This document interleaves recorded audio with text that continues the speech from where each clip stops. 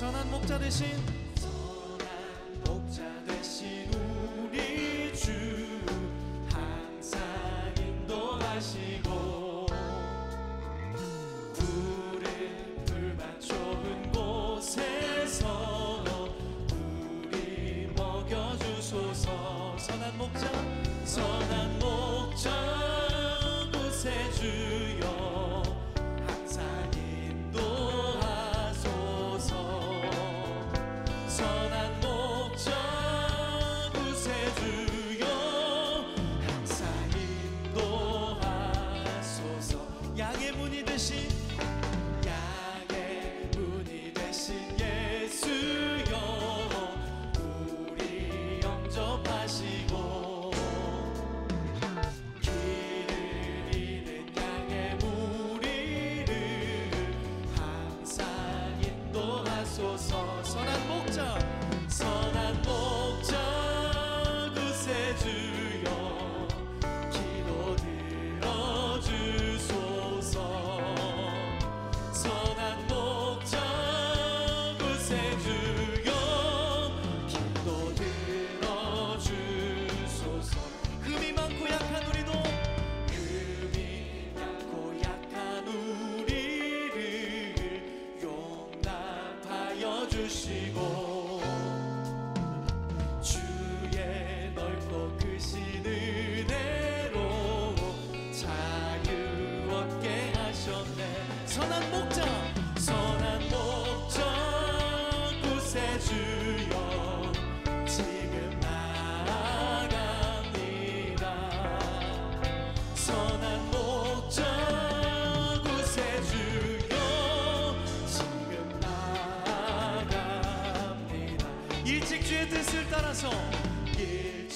주의 뜻을 따라서 살아가게 하시고 주의 크신 사랑 베푸사 따라가게 하소서. 선한 목자 구세주여 항상 인도하소서. 선한 목자 구세주여 항상 인도하. 우리 사절 다시 한번 고백하며 찬양합니다. 일찍 주의 뜻을 따라서 살아가게 하시고 주의 크신 사랑 베푸사 따라가게 하소서. 선한 목자 구세주여 항상 인도하소서. 선한 목자 구세주여 항상 인도하소서. 선한 목자 구세주여 항상 인도하소서. 선한 목자 구세주여. 선한 목자 되신 주님이 우리의 삶을 이끌어 주실 것입니다. 선한 목자 구세주여 항상 인도하소서. 선한 목자 구세주여 항상 인도하소서. 할렐루야. 우리 그 주님 앞에 감사와 영광의 박수 올립니다.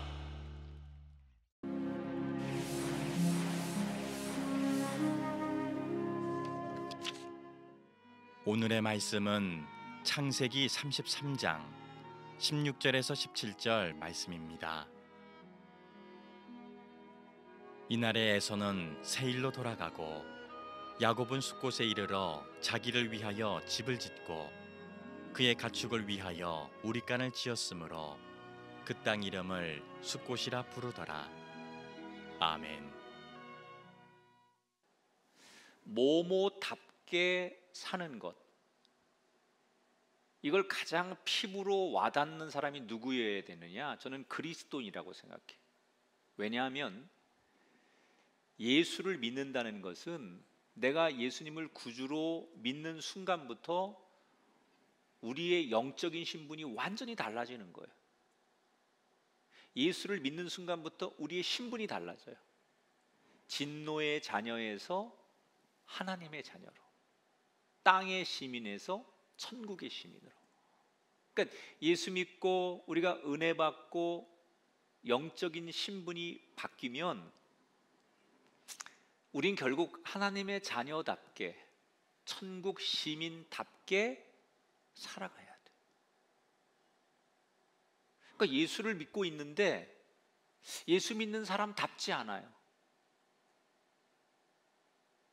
그래서 우리는 이 답게라고 하는 이야기가 어쩌면 제일 필요한 사람이다. 오늘 창세기 33장에 하나님을 만난 사람답게 변하는 야곱의 이야기를 소개해 드릴 건데, 오늘 33장의 야곱은 우리가 기존에 알던 야곱이 아니에요. 지금까지 우리가 만났던 야곱이 아니에요. 완전히 바꿔진 야곱을 만나게 돼요. 지난 시간에 약복강에서 밤새도록 하나님을 붙들고 하나님 앞에 소원을 씨름하던 야곱을 하나님께서 그래 네가 이겼다, 그리고 하나님이 저 주시면서 야곱을 축복하시는 이야기, 새로운 이름과 함께 축복하는 이야기를 우리가 들어봤어요. 이때부터 야곱은 정말로 하나님을 만난 사람답게, 하나님을 믿는 사람답게 새로워지기 시작합니다. 근데 여러분, 이런 문제가 있어요. 영적으로는 하나님 앞에 은혜를 입고 하나님을 만나서 축복을 약속받았는데 내 현실의 삶의 자리는 여전히 문제가 해결되지 않는 거예요. 우리가 이런 경우가 있습니다. 어느 날 하나님을 만났어요. 은혜를 경험했어요. 너무 감격스러운 거예요. 영적인 희열이 있잖아요. 그래서 교회 생활 열심히 하고 모든 예배 안 빠지고 뭐 전도, 봉사, 선교 열심히 하죠. 정말 하나님의 사람이 되고 하나님의 살아계심을 경험하니까 너무 행복하니까 우리가 그렇게 푹 빠져서 예배와 신앙생활을 해요. 그러다가 어느 날 문득 내 삶의 자리를 돌아보니 하나님을 만나 너무 기쁘고 행복한 영적인 믿음 생활을 하고 있지만 내 삶의 현실적인 문제는 하나도 바뀐 게 없어요. 여전히 재정적 문제, 가족의 문제, 자녀의 문제, 내가 지금까지 쌓아왔던 인생의 문제는 그대로 여전히 가지고 있는 거예요. 그때 사람들이 갈등하는 거예요. 내가 하나님을 경험하고 영적으로 충만해도 내 삶의 자리는 아무것도 안 변하는구나, 여전히 이 문제를 가지고 살아가야 되는 거구나, 그러면서 하나님 은혜를 경험해도 아무것도 아니구나. 이때 사람들이 갈등하죠. 그래서 어떤 사람은 더 다시 그 뜨거웠던 신앙과 믿음에서 주저앉는 사람이 있고, 또 어떤 사람은 그것을 이겨서 더 성숙함으로 나가는 사람이 있어요. 여러분, 이건 뭘 말하는 걸까요? 마치 농부가 씨를 심으면 금방 열매가 일어나지 않아요. 내 영혼이 잘된 같이 범사가 강건하고 잘 되기를 바란다라는 성경의 말씀이 있는데, 이것은 영혼이 잘 됐을 때, 우리가 영적으로 은혜를 입었을 때 하나님이 우리에게 때를 따라서 필요에 따라서 열매를 얻기까지 기다리게 하신다는 거예요. 아니, 그리 아니하실지라도, 우리가 원하는 이 땅의 문제가 해결되지 않을지라도 하나님의 사랑은 이 땅의 어떤 문제보다 더 크고 위대하기 때문에 그 사랑으로 기뻐할 수 있는 사람이 되라는 거예요. 지금 야곱이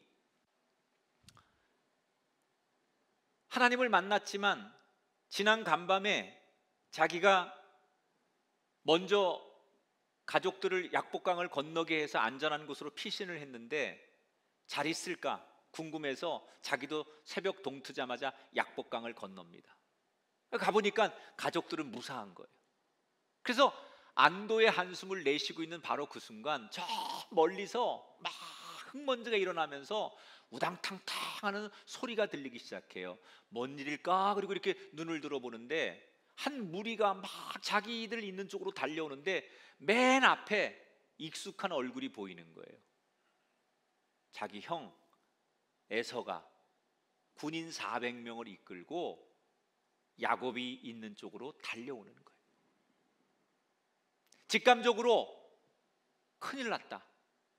밤새도록 하나님의 약속을 자기가 받았지만, 하나님을 만나고 하나님께 은총을 입었지만, 야곱은 현실적인 문제 앞에 두려운 거예요. 그래서 어떻게 해요? 얼른 가족들을 정렬하기 시작하죠. 맨 앞줄에다가 여종과 그의 자식들을 세워요. 그리고 그 다음 줄에다가 레아의 몸에서 태어난 자식들을 세우고, 맨 마지막 줄에 라헬과 요셉을 세워요. 이렇게 가족들을 이렇게 정렬을 한 이유가 뭘까요? 야곱이 내가 사랑하고 아끼는 순서대로 줄을 세우는 거예요. 아무리 시간이 지나도 야곱이 제일 사랑한 사람은 여전히 라헬이에요. 근데 이 별것 아닐 것 같은 이런 행동이 훗날 요셉이 이복 형제들에게 미움을 받아서 애굽의 종으로 팔려가서 말할 수 없는 고생을 하게 하는 단초가 됩니다. 자, 가족들을 그렇게 정비한 채로 야곱이 한 가지 달라진 게 있어요. 과거 같으면 이렇게 어려운 상황이 생기면 가족들을 앞세우고 종들을 앞세우고 자기는 맨 뒤에 숨는 스타일이 야곱이었는데, 오늘은 달라요. 그렇게 가족들을 정비하고서는 자기가 맨 앞으로 가요. 그리고 형이 오는 쪽으로 맞서서 걸어갑니다. 얼마 뒤에 형과 딱 대면하게 되었어요. 형을 만나는 순간 야곱은 마치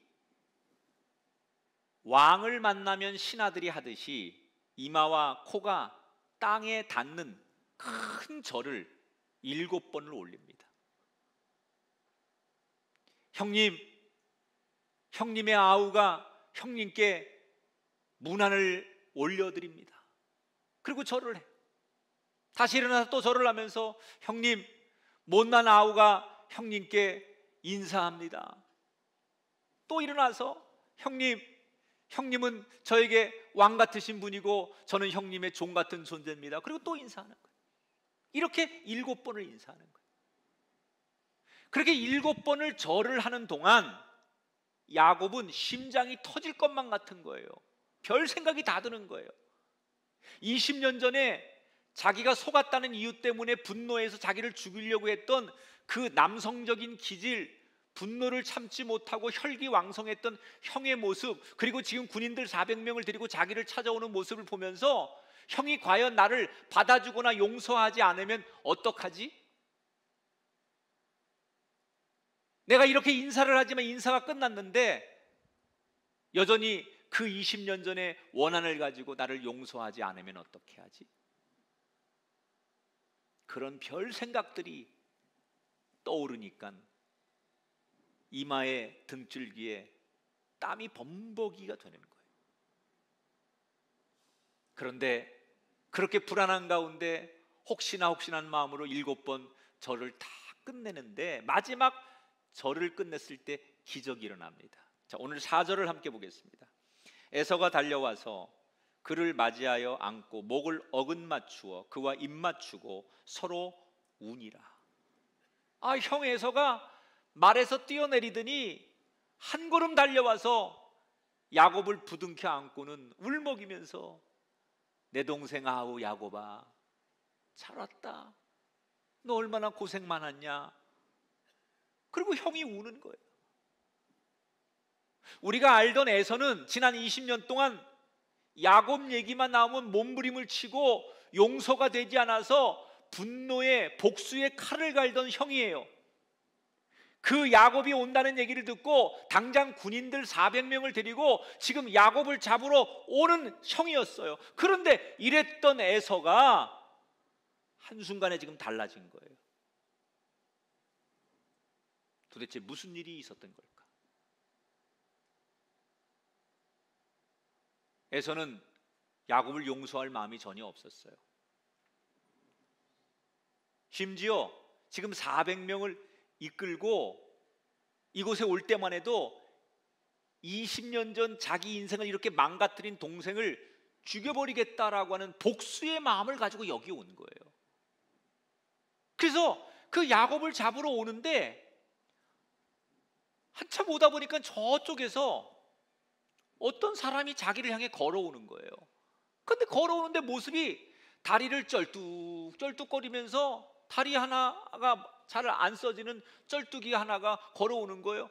근데 그 모습이 어디서 싸웠는지 얻어맞았는지 피투성이 멍투성이가 돼가지고 먼지를 뒤집어 써가지고 한눈에 봐도 꾀죄죄해가지고 노숙자 같은 거예요. 누굴까? 그리고 자세히 봤더니 자기 동생 야곱인 거예요.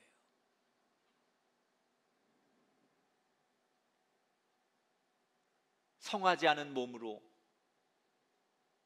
자기 앞에 나와 그 몸으로 그 모습으로 힘겹게 자기에게 절하는 그 모습을 보면서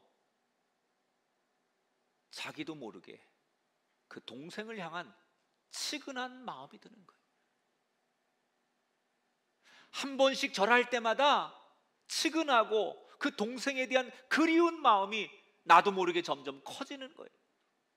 내가 이러려고 야곱을 만난 게 아닌데 왜 자꾸 내 마음이 이렇게 약해지고 왜 자꾸 내가 야곱에 대해서 이런 치근한 마음이 생길까? 이런 감정이 생길까?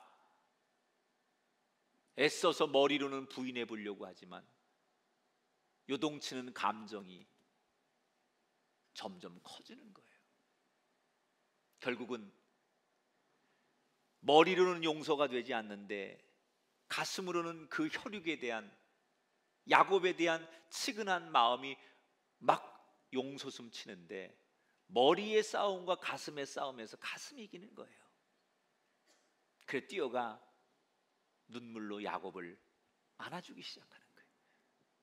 여러분, 누가 형 이 에서의 마음을 바꿨습니까? 야곱이 보낸 선물 때문이 아닙니다. 야곱이 하나님 앞에 하나님 나 좀 살려주세요 라고 울면서 간절히 기도했을 때 하나님께서 에서의 마음까지도 간섭하셔서 그 마음을 움직여 주셨다는 거예요.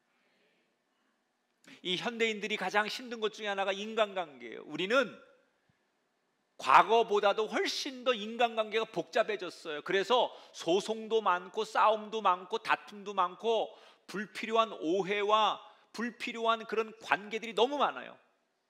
그게 가족일 수도 있고 친구일 수도 있고 동료나 심지어 교인일 수도 있는데 나와의 관계 속에 증오와 미움과 용서가 되지 않는 내 뜻과 상관없이 서로가 너무 불편한 에서와 야곱 같은 관계들이 이 현대인들에게 다 있어요.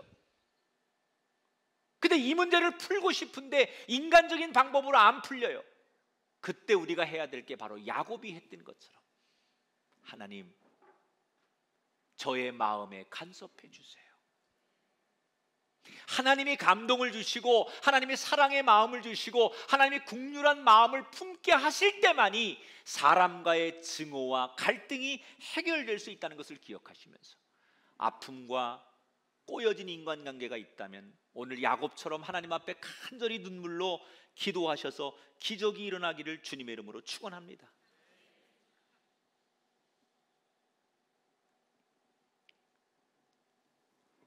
야곱은 형이 자신을 안아주는 순간 드디어 하나님께서 도우신다는 걸 알게 됐어요. 그리고 안심하고 그때부터 긴장을 내려놓고 그 형 에서의 가슴에 안겨서 울기 시작하는 거예요. 지난 20년 동안 가슴 졸이며 그 객지에서 살면서 고향과 형을 그리워하고 미안하고 그립고 이런 모든 감정들이 막 올라오니까 엉엉 울면서 형님 죄송해요. 내가 잘못했어요. 내가 죽을 죄를 졌어요. 용서해 주세요. 그러니까 이 형이 아니다. 나 다 잊었다. 지나간 건 어쩔 수 없으니까 괜찮다. 잘 왔다. 얼마나 고생했냐.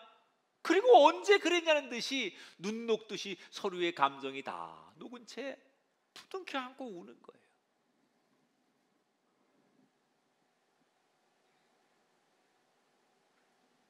한참을 그렇게 부둥켜 안고 울다가 야곱이 눈물을 닦고 형 인사시킬 사람들이 있어요. 그러면서 자기 부인들과 자기 자녀들을 에서에게 인사시키는 거예요. 첫째 부인, 둘째 부인, 셋째 부인, 넷째 부인, 조카, 뭐 이게 조카들이에요. 쭉 인사시켜.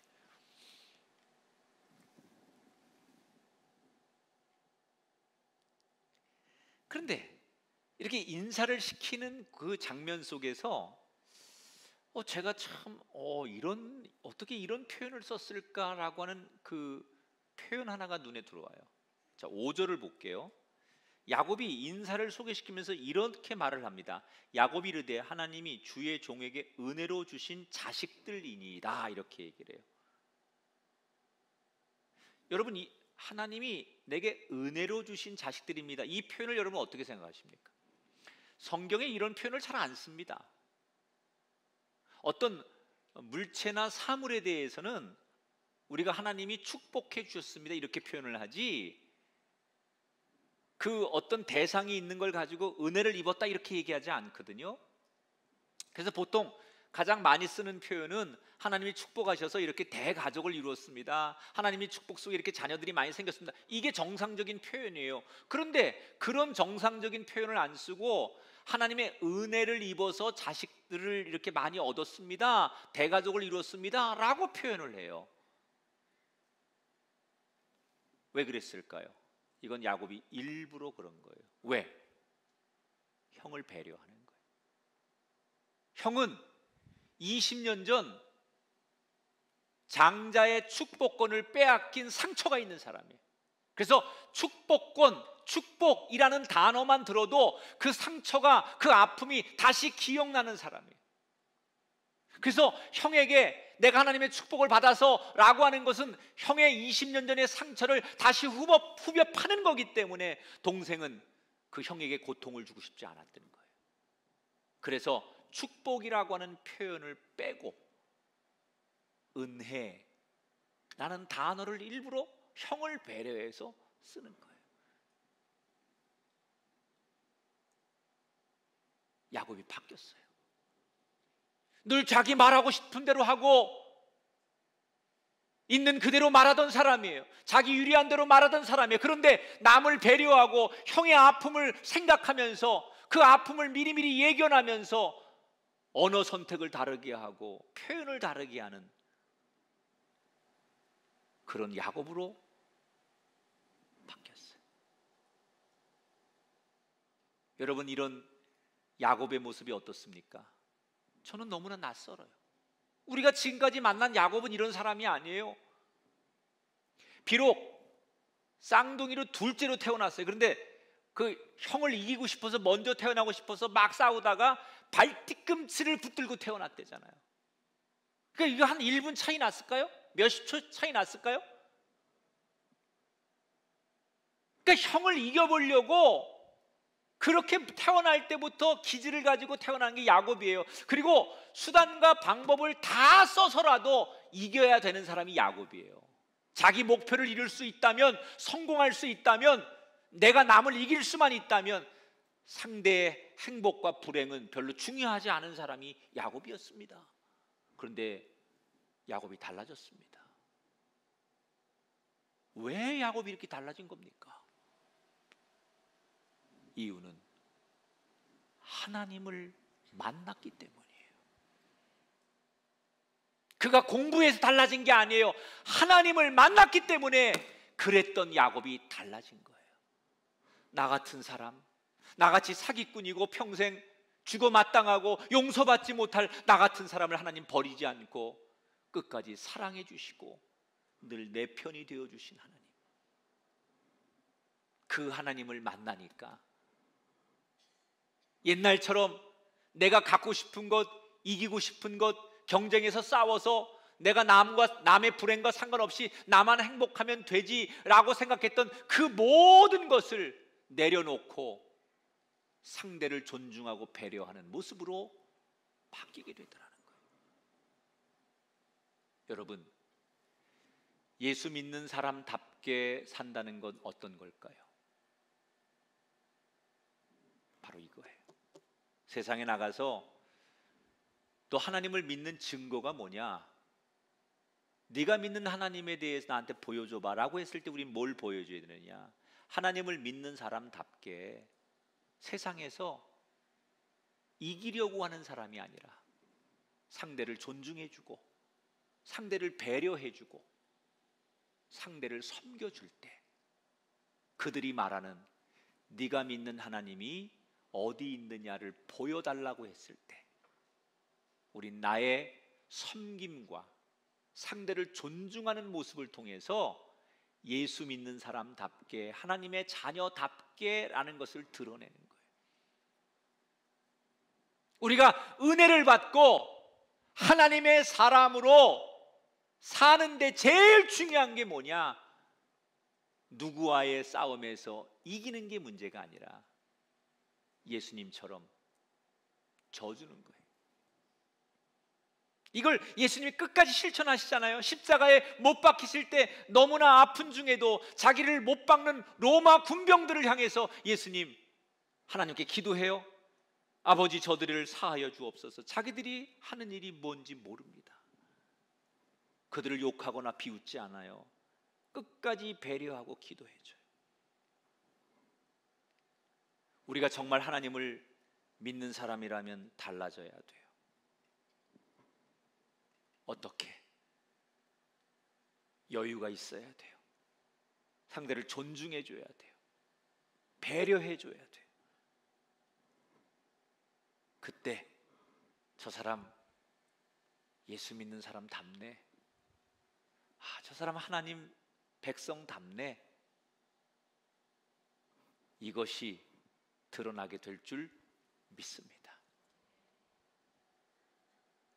인사가 다 끝나고 에서와 야곱이 이제 이런저런 대화를 하다가 농담을 합니다. 이제 좀 편해지니까 형이 이렇게 말하죠. 야 아우야, 근데 너 나 만나기 전에 뭔 가축들을 그렇게 나한테 많이 보냈냐? 그 가축들 뭐냐? 이게 몰라서 묻는 게 아니에요. 형이 농담하는 거예요. 넌 뭔 가축들을 그렇게 나한테 많이 보냈어? 그랬더니 야곱이 형님 제 마음입니다. 형님께 진 빚과 형님께 잘못한 것을 사죄하는 마음으로 제가 형님께 드리는 제 마음입니다. 부디 제 선물을 받아주십시오. 그러니까 형 에서가 야야 이롭다. 야 나도 먹고 살만하고 너보다 더 성공했어. 돈으로 따지면 내가 더 부자지. 야 내가 고생하고 애썼는데 객지에서 벌어온 거 내가 그렇게 받을 수 있냐? 됐다. 네 마음이면 됐다. 거둬라.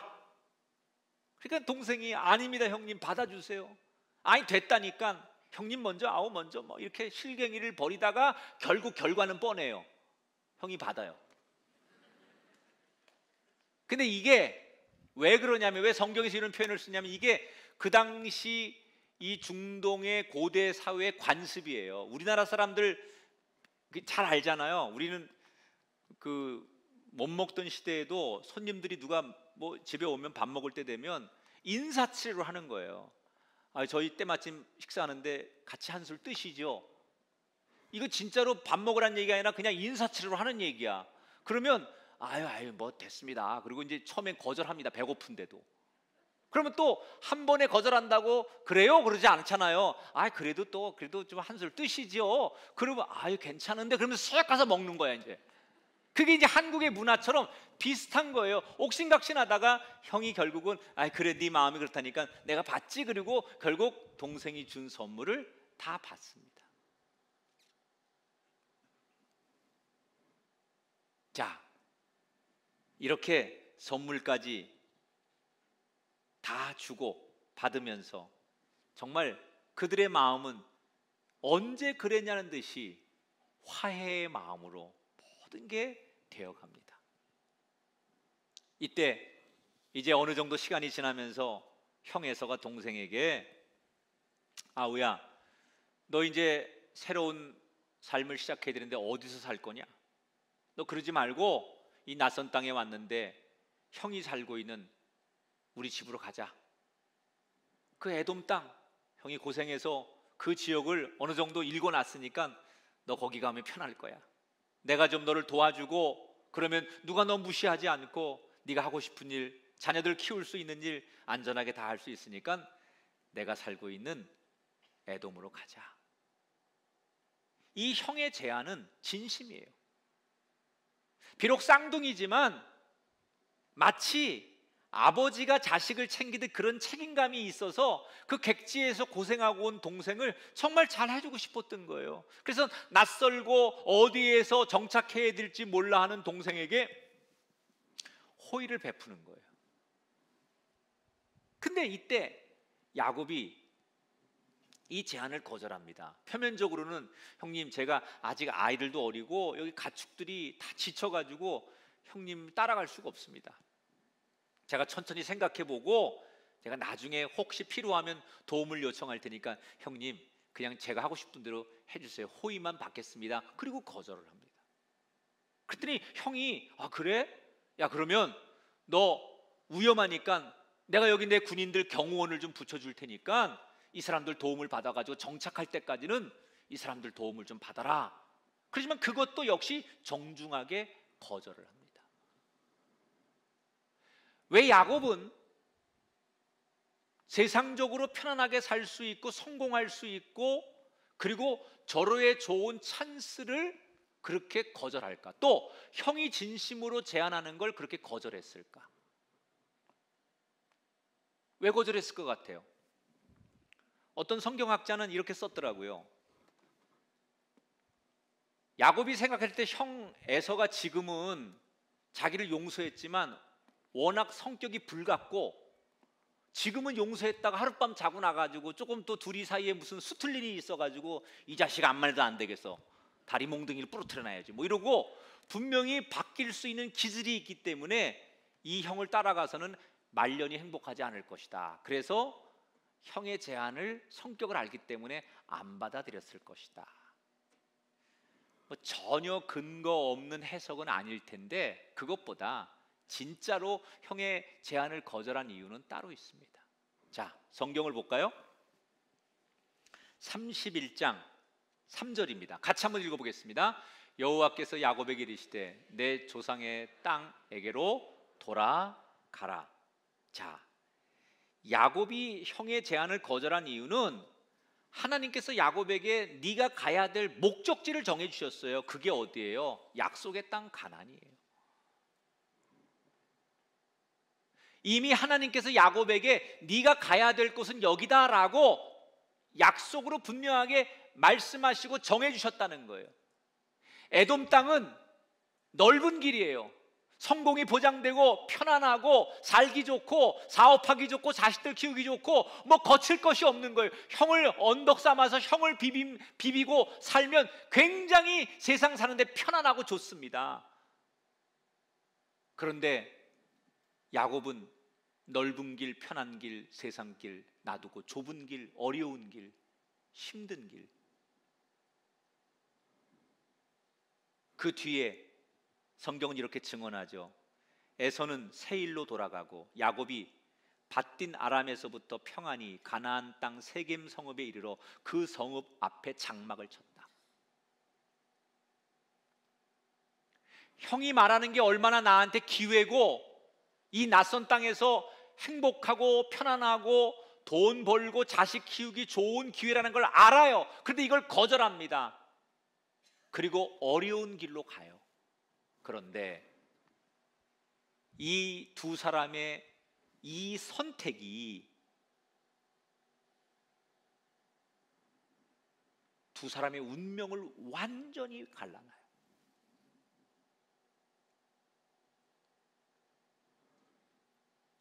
형은 자기 살던 에돔으로 돌아갑니다. 그리고 야곱은 숫곳이라고 하는 곳에 임시로 진을 쳤다가 결국 다시 하나님이 가라고 하는 약속의 땅 가나안으로 건너가요. 자, 이 선택이 뭘 말하느냐?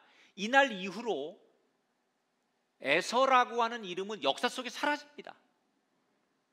그때는 에돔 땅이 살기 좋은 땅인 줄 알았어요. 그때는 성공하는 땅이고 그게 앞서가는 땅이고 그게 현명한 길이고 그게 축복의 길이고 그게 넓은 길인 줄 알았어요. 그런데 야곱이 선택한 길은 넓은 길, 성공하는 길, 사람들이 좋아하는 길이 아닌 하나님이 주신 목적지를 향해 갔는데 에서는 역사 속에 그 이름이 먼지처럼 사라진 반면에 고생과 굴곡은 있었지만 야곱의 이름은 역사 속에 길이길이 남는 이름이 되었어요.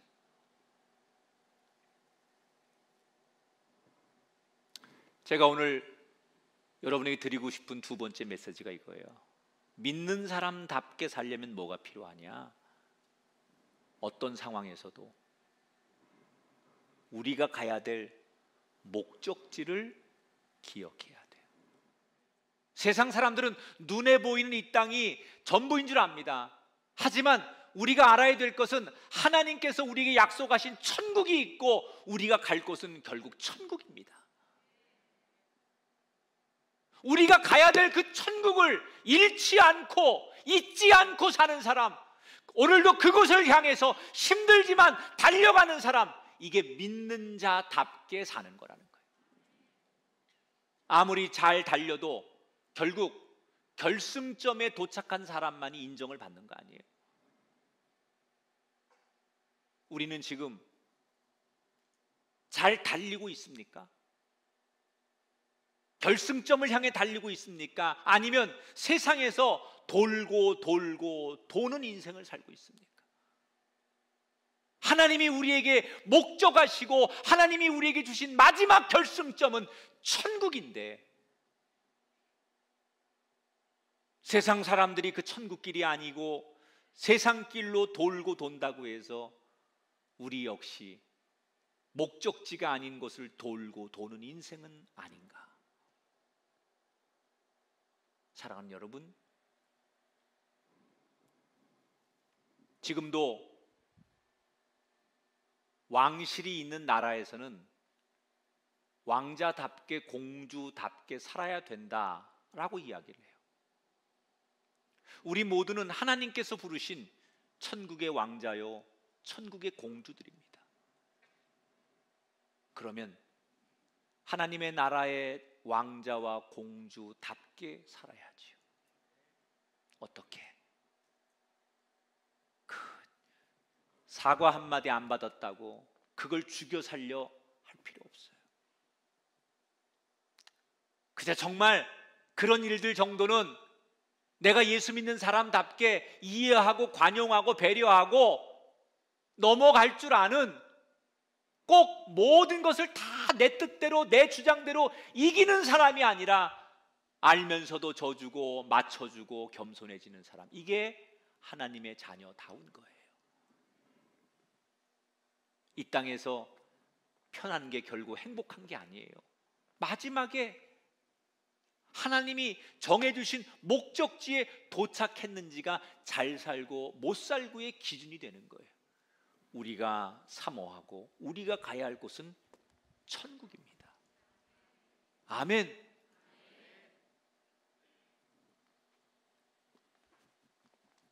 천국을 향하여 가는 사람답게 사세요. 따라합시다. 믿는 자답게, 하나님 백성답게, 천국 시민답게. 아멘.